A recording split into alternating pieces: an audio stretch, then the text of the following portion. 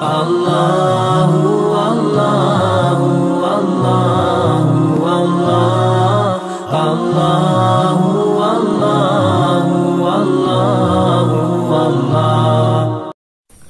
Bismillahirrahmanirrahim. Assalamualaikum warahmatullahi wabarakatuh. Alhamdulillahirabbil alamin. Wa bihi nasta'inu ala umuri dunya waddin. Shalli wa sallim ala sayyidil mursalin wa ala alihi wa sahbihi ajmain, amma ba'du. Saudaraku kaum muslimin, pemirsa media dakwah Jambi yang dirahmati Allah Subhanahu wa taala. Saat ini kita berada pada 10 hari terakhir bulan Ramadan, yang artinya sebentar lagi Ramadan tahun ini akan berlalu dari kehidupan kita. Terhadap bulan yang istimewa, yang kehadirannya sangat kita tunggu-tunggu, tentu tidak sepatutnya kita biarkan berlalu begitu saja tanpa mengambil pelajaran darinya. Di antara keistimewaan bulan Ramadan adalah Allah menurunkan Al-Quran sebagaimana yang diabadikan di dalam surat Al-Baqarah ayat 185. Syahrul Ramadan alladzi unzila fihil Qur'an hudal linnasi wa bayyinatin minal huda wal furqan. Pada bulan Ramadan kami turunkan Al-Quran sebagai petunjuk dan sebagai penjelas atas petunjuk itu dan sebagai pembeda.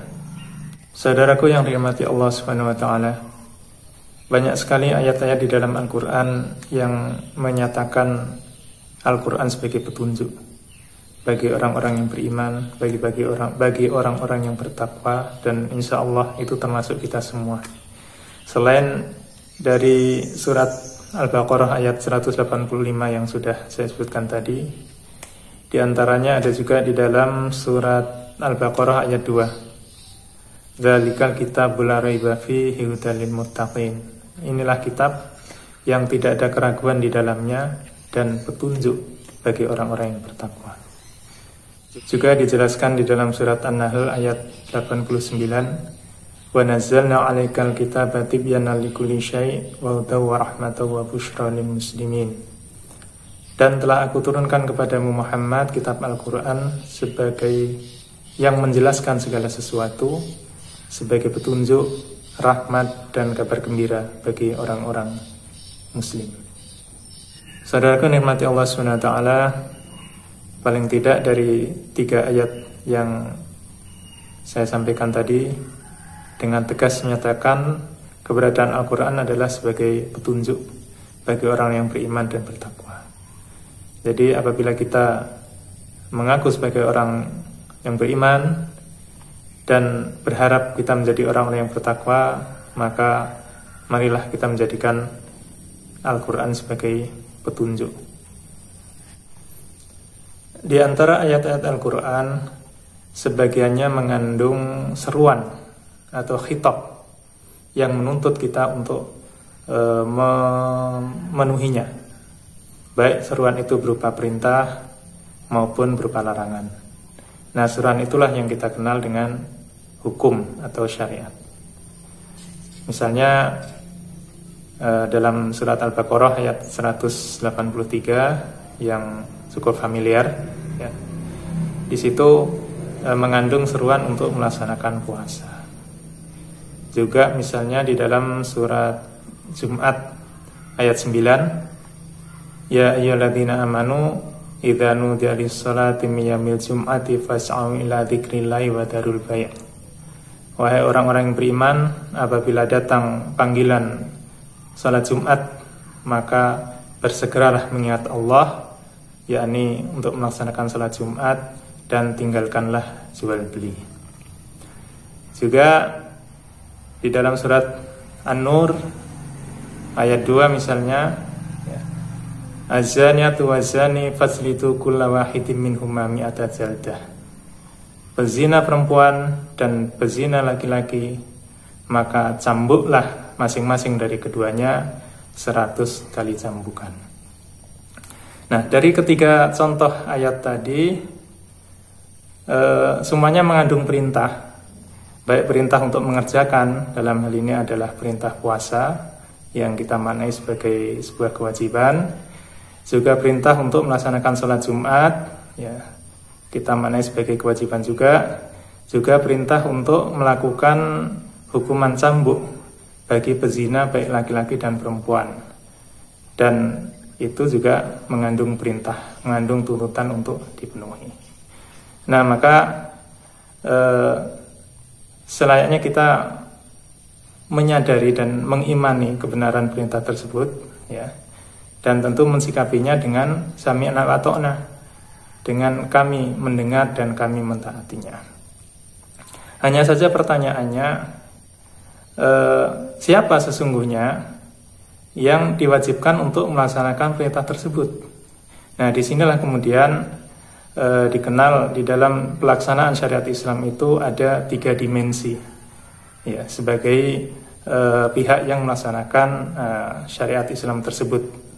Dimensi yang pertama, ya, adalah kewajiban individual, ya, tuntutan yang dibebankan kepada setiap individu.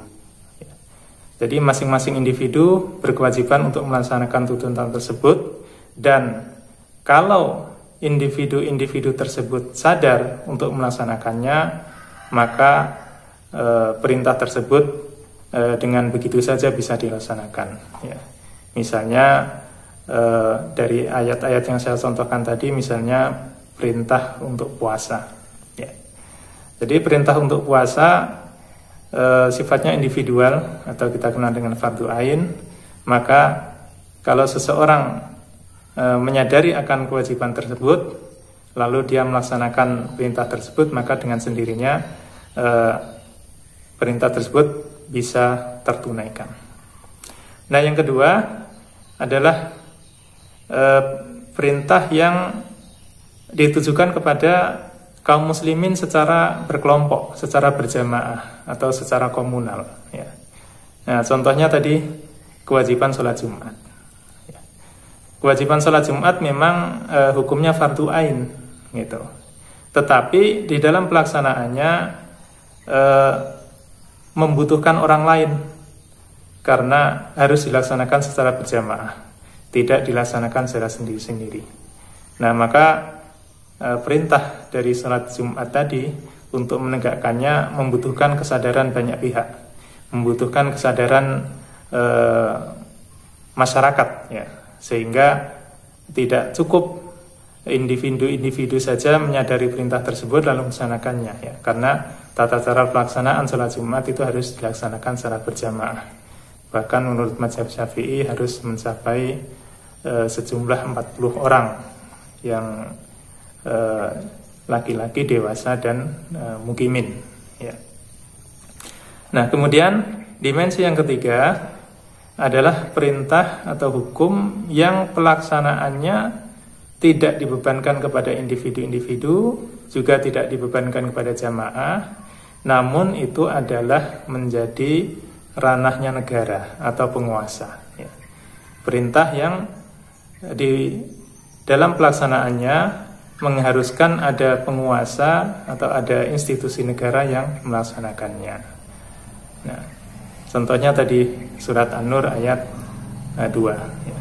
Di situ mengandung perintah untuk mencambuk, ya, melaksanakan hukum cambuk atau hukum jilid kepada para pezina baik laki-laki maupun perempuan, dengan masing-masing dikenakan 100 kali cambukan. Itu adalah perintah dari Allah SWT yang sangat jelas, yang qat'i, ya, karena tercantum di dalam Al-Quran surat An-Nur ayat 2. Namun tata cara pelaksanaannya itu tidak mengharuskan dilaksanakan oleh orang per orang atau oleh jamaah atau oleh sekelompok orang, tetapi menjadi tanggung jawab penguasa atau negara atau hakim, ya, dalam memutuskan perkara tersebut dan mengeksekusinya. Pemirsa yang dirahmati Allah SWT, nah, dari 3 contoh ayat-ayat Al-Quran dan 3 dimensi pelaksanaan hukum syariat Islam yang saya sampaikan tadi, bolehkah kita mengambil yang kita suka atau yang mungkin bisa kita laksanakan, dan abai atau meninggalkan hukum-hukum yang tidak kita suka? tentu ini adalah sesuatu yang dilarang. Karena Allah SWT memerintahkan kepada kita untuk melaksanakan Islam secara kafah, sebagaimana tercantum di dalam surat Al-Baqarah ayat 208. Ya ayyuhalladzina amanu udkhulu fis-silmi kafah wa la tattabi'u khutuwatis syaitan innahu lakum aduwwun mubin. Wahai orang-orang yang beriman, masuklah kalian ke dalam Islam secara kafah dan jauhilah langkah-langkah setan, karena sungguhnya setan adalah musuh nyata bagimu. Profesor Dr. Wahbah Zuhaili, seorang ahli fikih dan tafsir kontemporer yang berasal dari Suriah, di dalam menafsirkan surat Al-Baqarah ayat 208, beliau menulis, Allah memerintahkan seseorang hamba yang beriman untuk menerima seluruh syariat Islam dan hukum-hukumnya, dan tidak meninggalkan satupun darinya, serta tidak mencari jalan-jalan setan yang kotor. Jadi di sini jelas bahwa berislam secara kafah adalah dengan cara melaksanakan seluruh hukum-hukumnya. Artinya bahwa seluruh hukum syariat Islam, baik itu dimensi fardu ain, ya, yang kefarduannya untuk pribadi-pribadi atau secara individual, ataupun kefarduannya yang ditujukan kepada jamaah, ya, misalnya kewajiban sholat Jumat, kewajiban amar ma'ruf nahi mungkar, atau kewajiban melaksanakan sistem hukum, ya, sistem persangsian atau ukubat yang itu dibebankan kepada negara. Tentu sudah selayaknya, ya, kita menegakkannya. Nah, kalau hal tersebut belum bisa kita laksanakan seperti saat ini, ya, di mana ada individu-individu yang masih abai terhadap syariat Islam, ya. Ada masyarakat yang menganggap bahwa pelaksanaan syariat Islam itu adalah urusan pribadi-pribadi, urusan masing-masing, bagian dari hak asasi manusia, sehingga tidak mau turut campur di dalam pelaksanaan tersebut, ya. Atau negara yang jelas-jelas menerapkan sistem hukum sekuler, sistem hukum yang tidak bersumber dari syariat Islam, ya. Nah, maka kita tidak boleh tinggal diam, ya.